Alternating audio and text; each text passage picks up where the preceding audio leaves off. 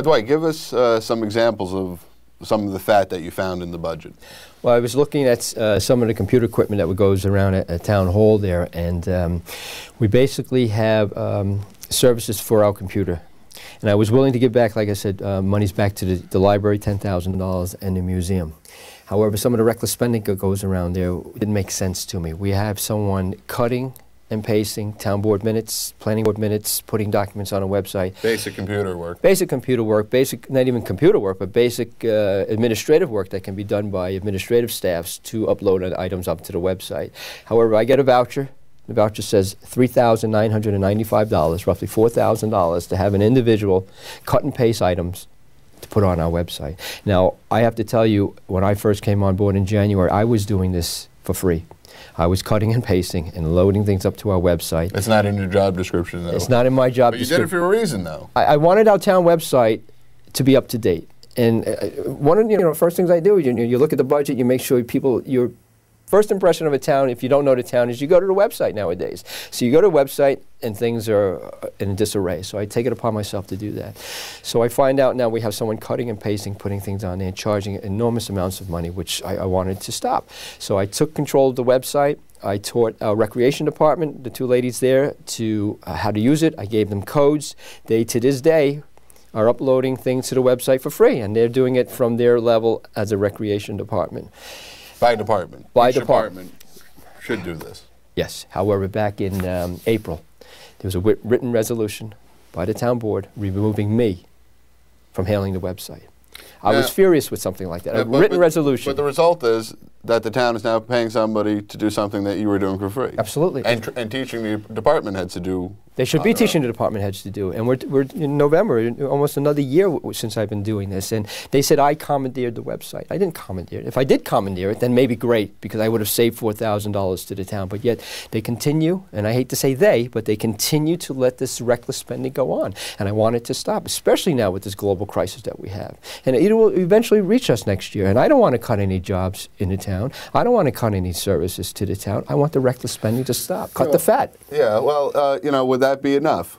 If the town spending methods become fiscally responsible, the most bang for the buck, I think is a term that you like to use. Yeah. I mean, is it possible to have a tax cut and not have to reduce services to a large degree? It's going to impact most people? I can't really answer that today because we don't know how far this crisis has reached into the town because we're in the beginning stages of it. But yeah, anything that we can do to cut some of the reckless spending needs to be stopped. And whether it's on computer equipment or other avenues in the town, it needs to be looked at closely. And I encourage the rest of the town board to do that. I battle them every week at our town board meetings, and I'm sorry it's an embarrassment to the community that they see this, but the message has to get across that this reckless spending needs to stop. Yeah, I try to watch the town board meetings, and I can't. I just can't do it. But a lot of people do watch it because they are concerned, and I applaud them. I mean, I am a taxpayer in Southeast myself. You told me before when we were speaking, a lot of people approach you when you're out at A&P or Home Depot. What are they saying to you? Well, absolutely, the town boards are embarrassing to watch on TV. However, they are productive. Because years ago, town board meetings were conducted in the basement of Old Town Hall. Maybe 2 or 3 people from the community would show up, and the meetings were done in a half an hour. Now, if you watch it on TV, we're going 4 hours.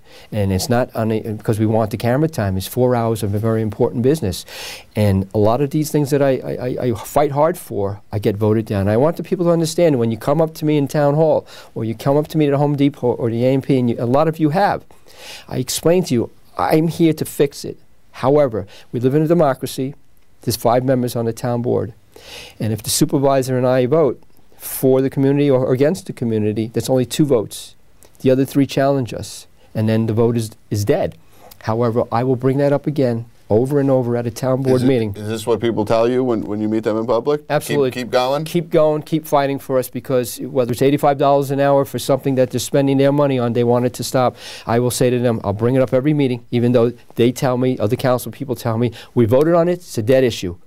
I say to them, it's not a dead issue if I go to Home Depot last week or the week before and people ask me, what are you doing about it, Mr. Yee?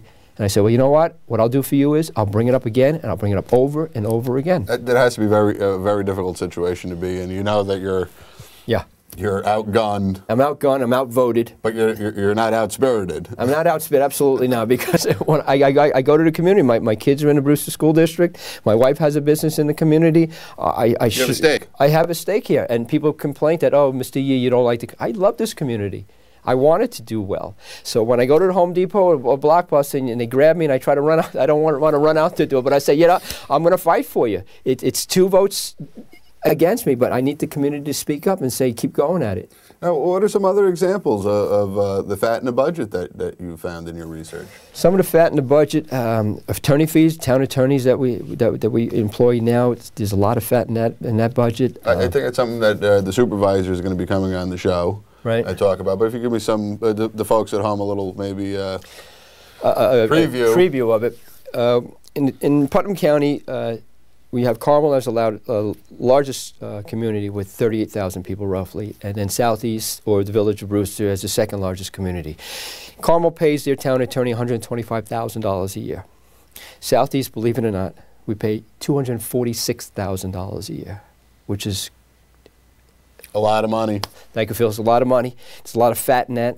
It needs to be looked at. It needs to be researched, whether I research it or the community wants to research it. You're more than welcome to. But right now, your predecessor town board, not the board that you're serving on currently, they had put this contract in place for 2 years. So there's essentially another year that.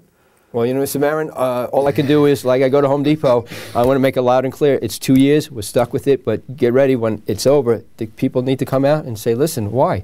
And research it like I research it. These documents, people have to understand, this is public. These are your records. This is not like a private corporation where you have to.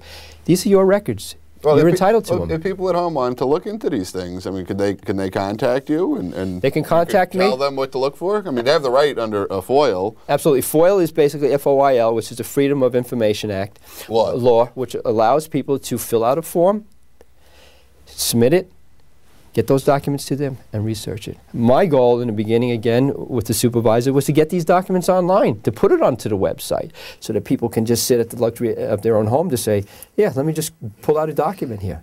They're entitled to that. That's what they pay taxes for. Well, you know, the term open government gets thrown around quite a bit. Right. And, you know, being on TV is not open government in its totality. There is other aspects, like the right to see the records. Absolutely. People have to understand the word taxes has been used over and over again, and people just forget what it really means. Basically, taxes are, it's your money that you pay the government to provide you services. So once you pay for a document, or those things that you're entitled to. So forget about the word taxes. Just say that's my money. It is our money. It is your money. What are we doing with your money? And as a councilman now, my #1 goal is to make sure your money is spent wisely. And people are screaming about taxes, whether it's property taxes or school taxes. It's no more taxes, property taxes, school taxes. What do you do with my money? What am I getting for it? And that's the key these days. That term needs to go away. It's so outdated now. Yeah,